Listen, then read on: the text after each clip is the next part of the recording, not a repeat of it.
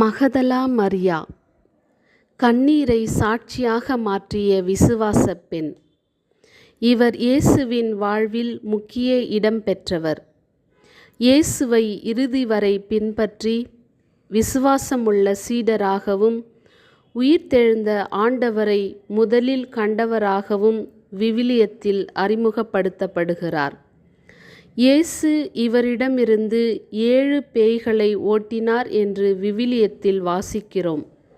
இதன் மூலம் ஆண்டவர் இவருடைய வாழ்க்கையை முழுமையாக மாற்றினார். ஒரு காலத்தில் இருளில் இருந்த இவர் இயேசுவை கண்டபின் உலகிற்கு ஒளியை அறிவிப்பவராக மாறுகிறார். மகதலா மரியா நமக்கு கற்றுத்தரும் பாடம். 1.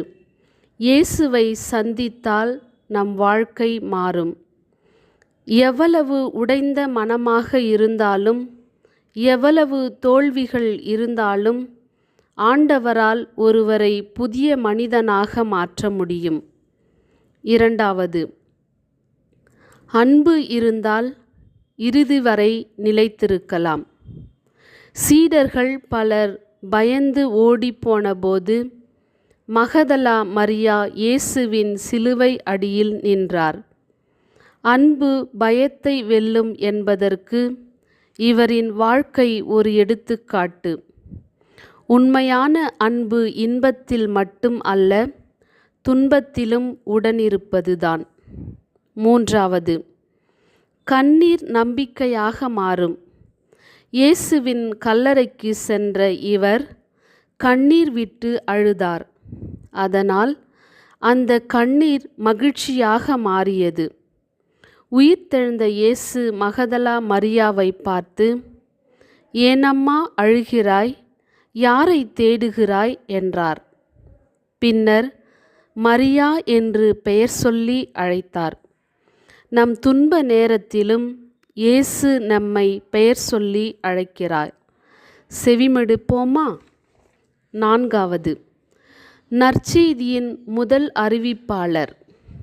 உயிர்த்தெழுந்த ஆண்டவர் என் சகோதரர்களிடம் சென்று அறிவி என்று மகதலா மரியாவை அனுப்பினார். இதனால் மகதலா மரியாவை திருத்தூதர்களின் திருத்தூதர் என்றும் அழைக்கப்படுகிறார். ஒரு பெண்ணை ஆண்டவர் இவ்வளவு பெரிய பொறுப்பிற்கு தேர்ந்தெடுத்தார் என்பது இறைவன் யாரையும் சிறியவராக நினைப்பதில்லை என்பதை உணர்த்துகிறது. நாமும் இயேசுவை முழு மனதுடன் பின்பற்றுவோம். துன்ப நேரத்தில் இயேசுவோடு நிலைத்திருப்போம்.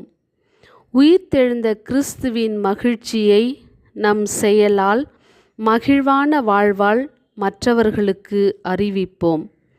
இறைவனை உண்மையாக நேசித்தால் தோல்வி வெற்றியாகும், கண்ணீர் மகிழ்ச்சியாகும், இருள் ஒளியாகும். சாதாரண மனிதர் இறைவனின் சாட்சியாக மாறுவர். நாமும் மகதலா மரியாவைப் போல ஆண்டவரின் அன்பில் நிலைத்து உயிர்த்தெழுந்த கிறிஸ்துவின் மகிழ்ச்சியை நம் குடும்பத்திலும் சமுதாயத்திலும் பகிர்ந்து வாழ்வோம்.